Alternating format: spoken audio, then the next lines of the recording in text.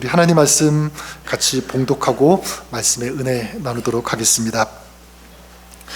오늘 저와 여러분 우리에게 주시는 하나님 말씀은 구약성경 출애굽기 16장 말씀 봉독하도록 하겠습니다. 16장 1절에서 12절까지 말씀인데요, 제가 1절 읽고 12절까지 한 절씩 저와 여러분들이 교독하도록 하겠습니다.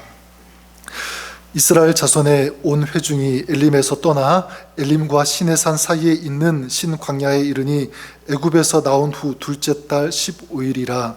이스라엘 자손 온 회중이 그 광야에서 모세와 아론을 원망하여 이스라엘 자손이 그들에게 이르되, 우리가 애굽 땅에서 고기 가마 곁에 앉아 있던 때와 떡을 배불리 먹던 때에 여호와의 손에 죽었더라면 좋았을 것을 너희가 이 광야로 우리를 인도해 내어 이 온 회중이 줄여 죽게 하는도다.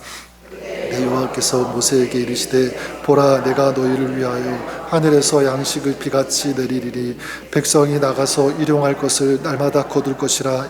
이같이 하여 그들이 내 율법을 준행하나 아니하나 내가 시험하리라. 여섯째 날에는 그들이 그 거둔 것을 준비할지니 날마다 거두던 것에 갑절이 되리라. 모세와 아론이 온 이스라엘 자손에게 이르되, 저녁이 되면 너희가 여호와께서 너희를 애굽 땅에서 인도하여 내셨음을 알 것이요 아침에는 너희가 여호와의 영광을 보리니 이는 여호와께서 너희가 자기를 향하여 원망함을 들으셨음이라. 우리가 누구에게 너희가 우리에게 대하여 원망하느냐. 모세가 또 이르되, 여호와께서는 저녁 고기를 주어 먹이시고 아침에는 떡으로 배불리시니 이는 여호와께서 자기를 향하여 너희가 원망하는 그 말을 들으셨음이라.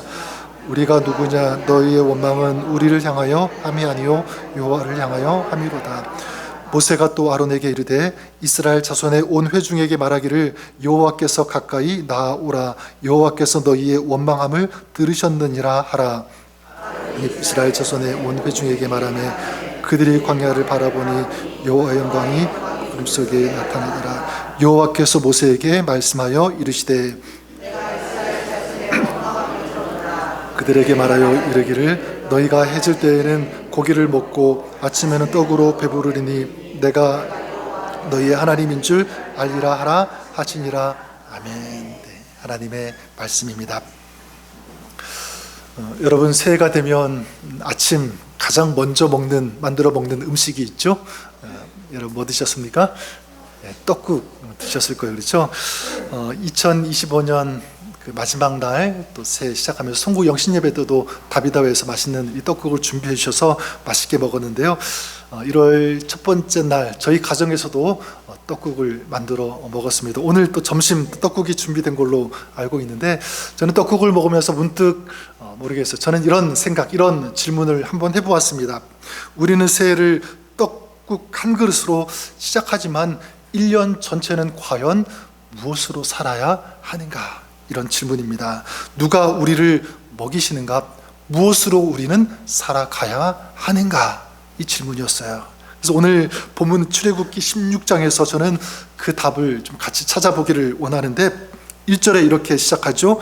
이스라엘 자손의 온 회중이 엘림에서 떠나 엘림과 시내산 사이에 있는 신광야에 이르니 애굽에서 나온 후 둘째 달 15일이라. 2절에도 보면 이스라엘 자손 온 회중이 그 광야에서 모세와 아론을 원망하여. 자, 이스라엘 백성들이 출애굽해서 나왔습니다. 광야의 여정을 시작한 지 한 달 조금 더 지났을 때 이스라엘이 지금 모세와 아론을 향하여 무엇을 합니까? 원망을 하더라 합니다. 원망. 그리고 3절에 그 원망의 내용이 이제 나오죠. 우리가 애굽 땅에서 고기 가마 곁에 앉아 있던 때와 떡을 배불리 먹던 때에 여호와의 손에 죽었더라면 좋았을 것을 너희가 이 광야로 우리를 인도해 내어 이 온 회중이 줄여 죽게 하는도다. 우리 모두가 줄여 죽게 한다, 이렇게 얘기하고 있습니다. 지금 이스라엘 백성들 가운데 무슨 문제가 생긴 거죠? 먹는 문제가 생긴 것입니다. 먹을 것의 문제. 물론 우리가 확실히 분명하게 알아야 되는 것은 먹을 것이 완전히 바닥났다라고 보기는 어려워요. 만약 그랬으면 난리가 났겠죠. 그렇지가 않아요. 다만 이렇게 가면 떨어질 것이다라고 하는 예상을 하고 있는, 이게 정확할 것입니다. 저는 이런 말씀을 보면서 인간이 가지고 있는 염려, 걱정, 두려움들, 어떤 근심, 이런 것들은 대부분 실제로 일어난 것이기보다는 이제 앞으로 이런 일이 일어날 것이다 예측하면서 생기는 두려움, 걱정, 근심이 더 많을 것이라고 생각합니다. 전 우리가 이것을 알았으면 좋겠고, 어쨌든 지금 이스라엘 백성들이 먹을 것에 대해서 염려하면서 원망을 하고 있죠. 여기서 저는 원망의 특징을 몇 가지 발견할 수가 있는데, 원망은 무엇이냐면 이런 특징이 있습니다. 원망은 기억을 왜곡한다라고 하는 것입니다. 기억을 왜곡시킨다.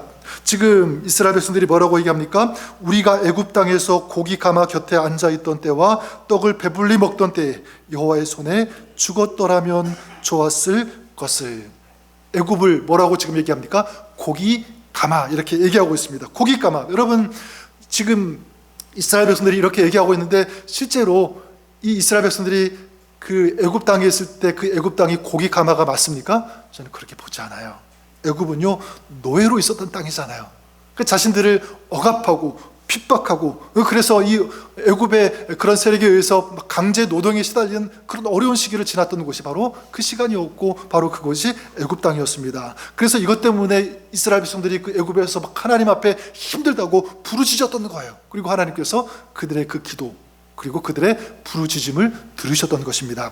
지금 이 불편하고 힘들다고 해서 애굽에서 고통스러웠던 그 현실을 지금 이들은 잊어버리고 있는, 왜곡시키고 있는 거죠. 뿐만 아니라 애굽에서의 그 고된 노역에서, 그 힘든 고통에서 자기를 구원해 주신 하나님을 잊어버리고 있는 거예요.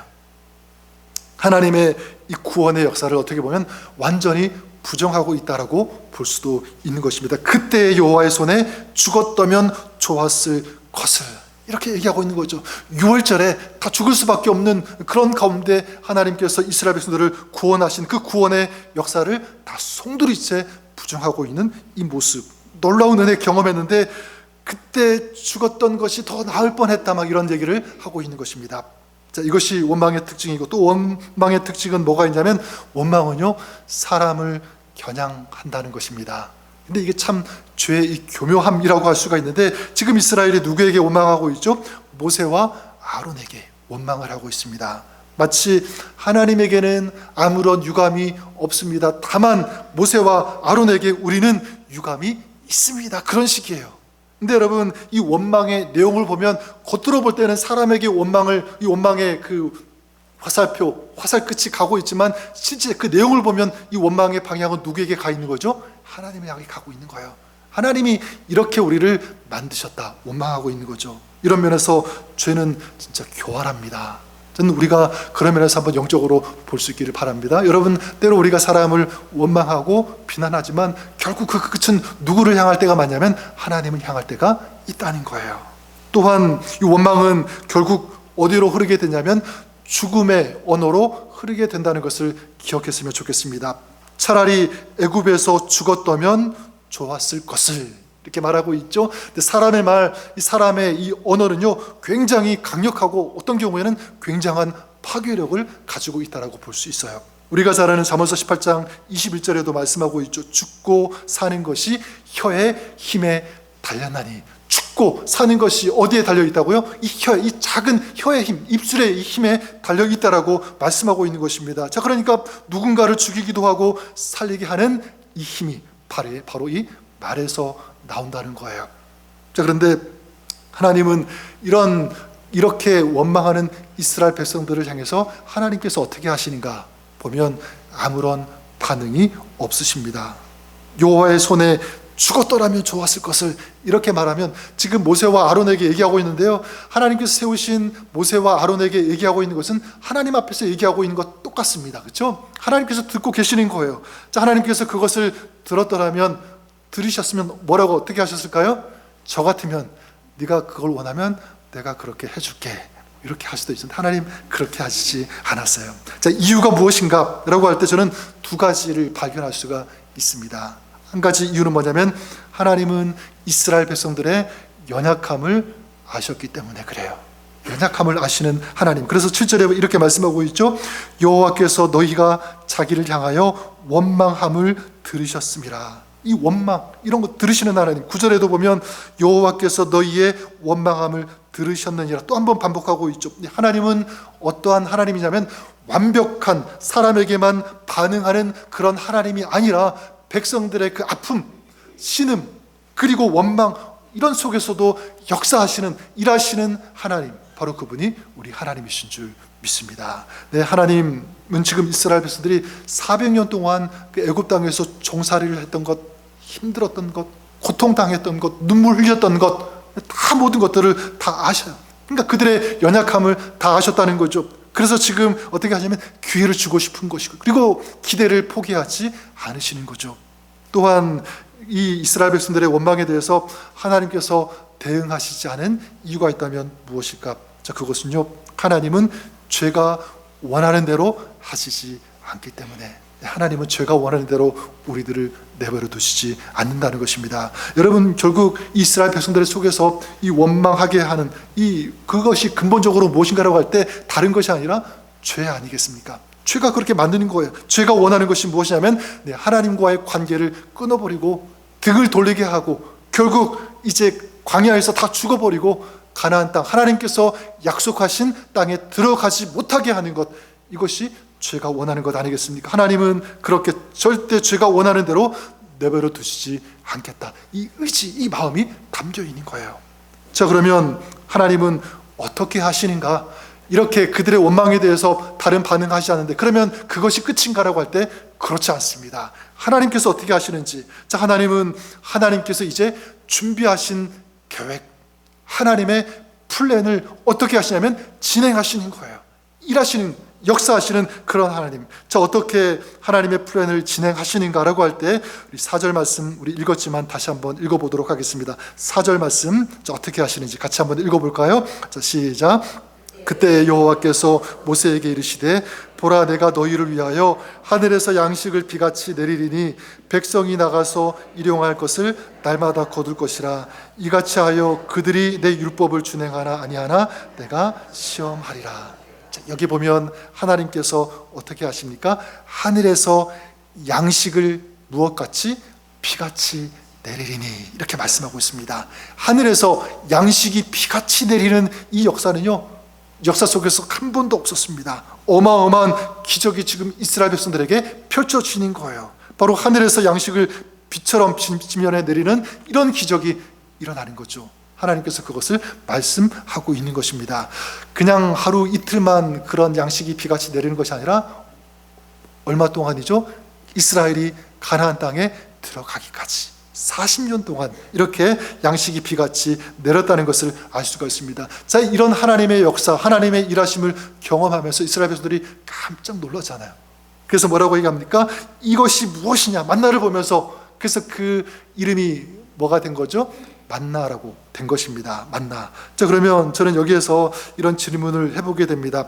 광야를 걷고 있는 이스라엘 백성들에게 하나님께서 이 하늘의 양식을 비처럼 내려주셨는데, 자, 이것은 오늘을 살아가고 있는 우리에게 무슨 상관이 있는가라고 하는 거예요.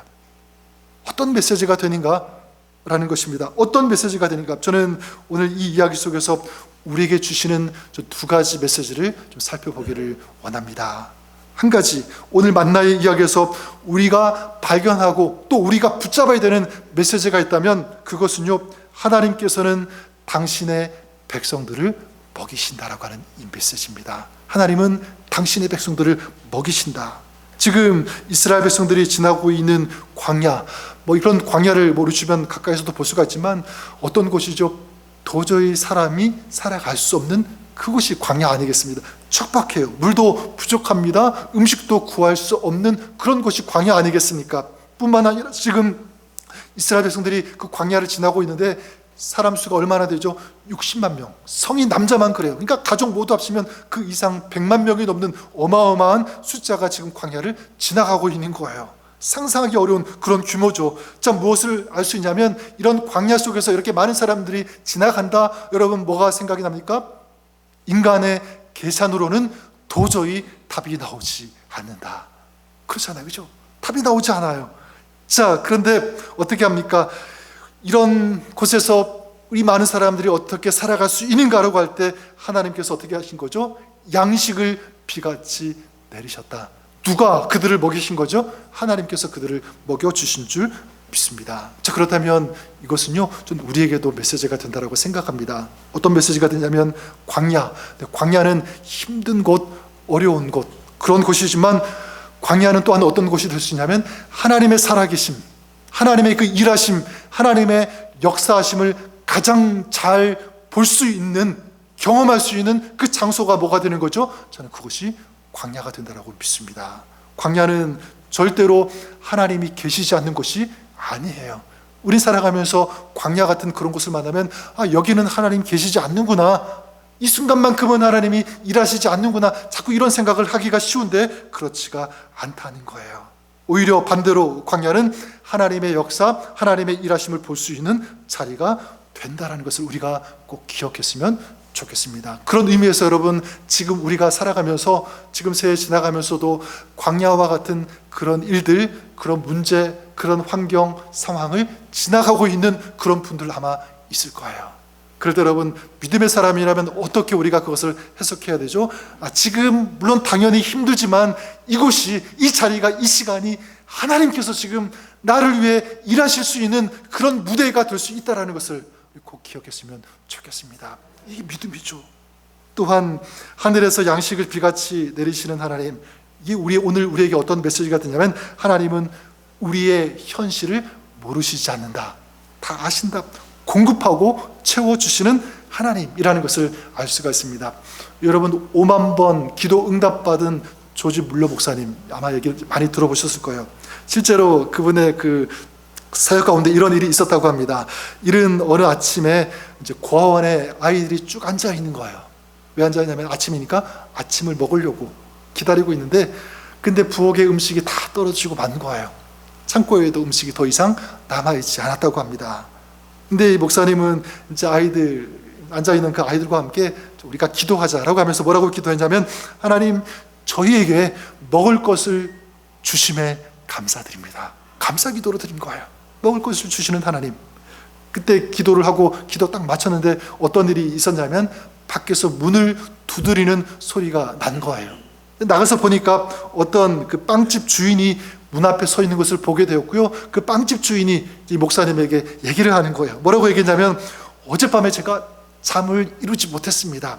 왜냐하면 왠지 아침에 여기 고아원에 빵이 없을 것 같은 그런 생각이 들어서 잠을 이루지 못했어요.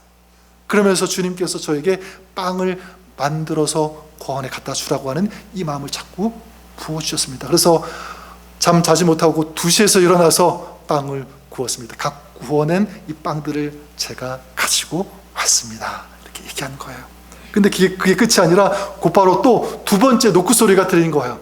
그래서 목사님이 나가 보았더니 거기에 누가 서 있었냐면 우유 배달부가 서 있었던 거예요. 그 우유 배달부가 얘기하기를 뭐라고 얘기하냐면, 제가 우유 수레를 끌고 지나가는데 수레 바퀴가 하필 이 고아원 앞에서 고장이 나버렸어요. 제가 이걸 다 고치고 가기에는 너무 늦었고 그러면 시간도 걸리고 우유는 상하고 말 것입니다. 그래서 이 우유를 아이들에게 주고 싶어서 상하기 전에 여기에 오게 되었습니다. 그렇게 얘기했다고 합니다. 저는 이것을 보면서 우리도 힘들 때, 어려울 때 있지 않겠습니까? 근데 우리는 종종 어떻게 생각하냐면, 하나님께서 지금 이 상황을 과연 아실까? 알고 계실까? 이렇게 생각하고 질문할 때 있습니다. 하지만 저는 분명히 믿는 것은 하나님은 다 알고 계시는 줄 믿습니다. 다 아세요. 하나님은 우리 광야, 인생의 광야 가운데 있는 우리 인생의 배고픔 다 아시고, 우리가 살아가면서 흘리는 그 눈물의 그 무게까지도 하나님은 아시고, 불안해서 잠을 자지 못하는 그런 시간이 있다면 그 시간도 우리 하나님께서는 다 아시는 줄 믿습니다. 하나님은 당신의 백성이 지금 무엇이 필요한지 정확히 아시는 하나님, 아실 뿐만 아니라 채워주시고 공급해주시고 먹이시는 하나님, 오늘 이스라엘 백성들에게 양식을 비같이 내려주시는 그 하나님은 오늘 우리의 하나님이심을 믿습니다. 그래서 하나님은 이스라엘 백성들에게 이렇게 양식을, 만나를 내려주시면서 이 말씀을 통해서 우리에게 저는 이렇게 말씀하신다라고 믿습니다. 너희가 처한 현실이 광야라고 할지라도 너희의 생존은 환경이 아니라 나에게 달려있음을 너희가 믿기를 바란다. 나는 너희를 먹이는 하나님이다. 이것을 기억하라. 여러분들이 이것을 기억하고 그 하나님을 신뢰하고 하나님을 붙잡는 여러분 될 수 있기를 우리 주님의 이름으로 간절히 축원합니다. 자, 그러면 만나에 담겨 있는 이 메시지는 여기가 끝인가? 라고 할 때 저는 그렇게 생각하지 않아요. 만약 하나님께서 당신의 백성을 그냥 먹이신다라는 그 정도에서 끝난다면요, 이 이야기는 어떻게 보면 조금 애절하고 처절한 그런 이야기가 될 수도 있고, 또한 하나님의 전능하심을 좀 의심하게 하는 그런 이야기가 될 수도 있다라는 생각을 해보게 됩니다. 왜냐하면 이유가 있어요. 왜냐하면 만나가 어떤 것인지 알면 그렇습니다. 사실 만나는요, 진수성찬 같은 그런 게 아니에요. 읽지 않았지만 그 뒤에 나오는 14절의 만나를 이렇게 설명합니다. 작고 둥글며 서리같이 가는 것이 있더라. 밀가루 같은 뭐 그런 거라고 생각하시면 되고요. 31절에 보면 가시같이 희고 맛은 꿀 섞은 과자 같더라, 이렇게 말씀하고 있습니다. 그러니까 만나는 뭐 그냥 먹어도 되고 아니면 구워서 빵같이 만들어서 혹은 죽같이 만들어서 먹을 수 있는 그런 거라고 보면 되는데, 분명한 사실은 무엇이냐면 만나는 그냥 진수성찬같이 뷔페에서 먹는 그런 화려한 음식, 그런 것이 아니다라는 사실입니다. 그리고 이 만나는요, 또 한 가지 특징이 무엇입니까? 언제나 마음 놓고 먹고 싶을 때 언제든지 먹을 수 있는 그런 음식이 아니었다는 거예요. 날마다 그날 먹을 것 하루치만 거두게 하셨습니다. 그야말로 이게 뭐냐면 일용할 양식이죠. 일용할 양식. 그리고 여러분, 일용할 양식을 주시는 하나님 감사도 되지만, 또 이렇게 뒤집어서 생각해 보면 일용할 양식만 먹는다는 것은요, 굉장히 힘들고 지치고 피곤한 것도 될 수가 있다는 것을 생각해 보게 됩니다. 실제 제가 어릴 때 엄마 심부름으로 쌀가게 다녀온 적이 많이 있었어요. 요즘같이 넉넉하면 그냥 쌀을 자루채 이렇게 사가지고 오면 좋겠지만, 그때 이제 어려울 때 어떻게 했냐면 그냥 그날 먹을 쌀 봉지 요만큼, 라면 봉지 아니면 그 노란 봉투 있죠, 조그만 그 봉투에다가 쌀을 담아서 사가지고 오는 그런 기억이 참 많이 납니다. 근데 참 지금 생각해 보면 다행인 게 뭐냐면 그 봉지 들고 오다가 혹시라도 넘어졌으면 어떻게 됐을까, 그런 생각이. 그럼 우리 다 굶는 거 하루 종일. 근데 다행히도 그런 적은 한 번도 없었던 것 같아요. 일용할 양식. 여러분, 이스라엘 백성이 광야에서 먹은 이 만나는요, 결코 넉넉하고 풍족한 음식이 아니었다라는 것입니다. 자, 그러면 이 만나의 이야기가 두 번째 우리에게 주는 메시지, 저는 이것이 중요하다고 생각해요. 왜 이 만나를 하나님께서 허락하셨는가? 이 만나를 주시면서 하나님께서 우리에게 주시는 진정한 메시지, 참된 메시지는 무엇인가? 라고 할 때 저는 이것이라고 믿습니다. 뭐냐면 하나님의 사람은 하늘의 양식을 먹어야 된다. 즉 하늘에 속한 사람은 하늘의 양식으로 살아가야 한다. 이게 우리에게 주시는 저는 메시지라고 믿습니다. 그래서 4절에 보면 하나님께서 모세에게 이렇게 말씀하시죠. 내가 너희를 위하여 하늘에서 양식을 비같이 내리리라. 자, 여기 보면 그냥 양식을 내리리라 이렇게 말씀하지 않고 하늘에서 내린다, 하늘에서 내리는 양식, 자, 이렇게 말씀하고 있습니다. 하나님께서 이스라엘 백성들을 단순히 그냥 먹이시는 것, 그게 진정한 어떤 목적이라면, 궁극적인 목적이라면 만나만 주시는 것이 아니라 사실 다른 것 주셔야죠. 예를 든다면 어떻게 합니까? 막 그냥 광야에서 갑자기 막 곡식, 막 밀, 벼 이런 것들이 자라나가지고 추수를 하게 한다든지, 아니면 과일 나무가 쑥쑥 자라가지고 막 열매를 따먹게 한다든지, 아니면 소, 양떼, 막 이런 짐승들, 이런 가축들이 막 밀려와서 그걸 잡아먹게 하신다든지, 이렇게 해야 되는데 그렇게 하지 않으셨어요. 물론 하나님 당연히 그렇게 하실 수 있는 하나님이시잖아요. 전능하시니까 무슨 일이든지 하실 수 있는 그런 하나님. 자, 그럼에도 불구하고 하나님께서는 그렇게 하지 않으셨다. 전 다른 목적이 있다라고 믿습니다. 어떤 것일까요? 네, 바로 이것입니다. 말씀드렸던 것처럼 하나님의 백성은 하늘의 양식을 먹어야 된다. 그 양식을 먹고 살아야 된다. 이게 뭐예요? 우리를 향한 정체성이라는 거예요. 너희는 그런 사람이 된다. 그런 사람으로 그런 삶을 살아야 된다라고 하는 것이 우리에게 주시는 메시지입니다. 그러니까 세상과 똑같이 말아야 된다는 거죠. 달라야 된다는 거예요. 세상은 먹는 것, 육신적으로 그런 것만을 추구하고 그걸 위해서 일하고 노력하지만, 그걸 가지고 살 수 있다고 생각하지만, 믿음의 사람은, 하나님의 백성은, 하늘에 속한 사람은 그렇지 않다. 그것도 필요하지만 하늘의 양식을 먹는 사람이 되어야 된다라는 것입니다. 이 땅의 양식만이 아니라 하늘의 양식으로 살아야 된다. 저는 여러분들이 그렇게 될 수 있기를 우리 주님의 이름으로 간절히 축원합니다. 자, 그러면 우리가 먹어야 되는 하늘의 양식 무엇이 있을까요? 어떤 하늘의 양식을 우리가 먹어야 되는가? 좀 두 가지 말씀드리고 싶습니다. 그 중에 한 가지는 뭐냐면 바로 하나님의 말씀. 하나님의 말씀. 그래서 신명기 8장 3절에 이 만나 사건을 이렇게 해석하는데 뭐라고 하냐면 사람이 떡으로만 사는 것이 아니요 여호와의 입에서 나오는 모든 말씀으로 사는 줄을 내게 알게 하려 하심이니라. 만나를 주신 그 이유가 무엇입니까? 단순히 배불리 그 배고픔을 체험받는 그게 목적이 아니라 이 만나를 통해서 진정으로 너희가 하나님의 백성이 무엇으로 살아야 되는지를 너희에게 가르쳐 주고 싶다. 메시지를 주고 싶은 거예요. 그래요, 여러분, 만나의 핵심은 그냥 빵이 아닙니다. 빵이 아니라 바로 하나님의 말씀.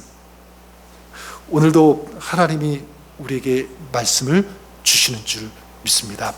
그 말씀을 우리는 먹어야 되죠. 하나님이 말씀하시면 그래요, 저는 광야 같은 그런 인생길에서도 하나님께서 새로운 길을 열어주시는 줄 믿습니다. 내가 감당할 수 없는 그런 일 환경 만났을지라도 하나님께서는 힘과 능력을 그 말씀을 통해서 주시는 줄 믿습니다. 이게 은혜예요. 그래서 저는 여러분들에게 좀 도전드리고 싶은 것은 아까도 광고했지만 주보 사이에 우리 성경 일독 그 순서표가 있지 않습니까? 전 여러분들이 그냥 무심코 가서 그냥 어디에 던져버리거나 잊어버리지 마시고 잘 간직하고요.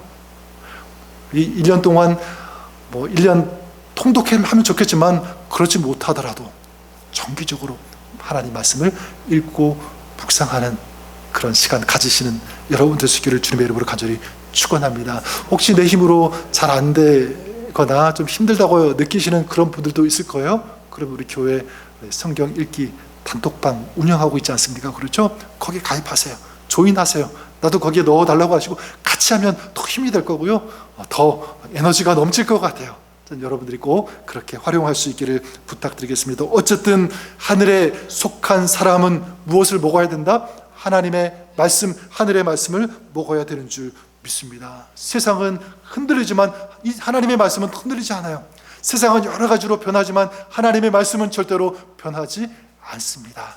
우리의 삶을 올바로 인도하고 때로는 교정하고 정결하게 하고 거룩하게 할 수 있는 그 힘, 또 진정한 승리의 삶을 살아갈 수 있도록 우리에게 필요한 힘과 지혜를 주시는 그 힘, 바로 하나님 말씀에서 나오는 줄 믿습니다. 첫 번째가 이 말씀이라면 두 번째 우리가 먹어야 되는 하늘의 양식 무엇이겠습니까? 바로 생명의 떡이신 예수 그리스도인 줄 믿습니다. 생명의 떡 예수 그리스도. 얼마 전에 어제 뉴스를 보니까 저도 많이 잊어버리고 있었던 것 같아요. 그 우크라이나 러시아 간에 지금 전쟁이 계속되고 있다는 것 여러분 잘 아시죠? 벌써 4년 가까이 되었다고 합니다. 저도 군대에서 훈련을 받고 군대 생활을 했기 때문에 전쟁을 치르다는 것, 직접 전쟁에 참여해보지는 않았지만 그걸 대충은 느낌은 알 수 있을 것 같아요. 굉장히 무서울 것 같아요. 그렇죠? 자기 생명을 걸고 싸우는 것이니까. 근데 실제적인 현실적인 고통, 아픔, 힘든 그런 것은 또 뭐가 있냐면 바로 추위가 아닐까 생각하고요. 또 한 가지는 배고픈 것. 그래서 물자가 빨리 전달되지 않으면 얼마나 그 추운 곳에 있어서 배고프고 힘들겠습니까? 그렇지 않겠습니까? 근데 여러분, 이 배고픔의 이 문제는요, 전쟁 가운데 있는 사람들에게만 해당되는 것이 아니라 오늘 살아가고 있는 모든 사람들이 직면한, 가지고 있는 그런 문제가 아닐까 저는 생각을 해보게 됩니다. 물론 육신적으로는 먹을 것 있다고 할지라도 영적으로는 여전히 갈급한 사람들 있습니다. 그 사람들 보면 영적으로 영원한 생명에 대해서 무관심하고 그냥 먹는 것, 마시는 것, 입는 것, 육적인 것에만 관심을 가지고 사는 사람들처럼 보이지만 가만히 그 내면을 들여다보면 그렇지가 않아요.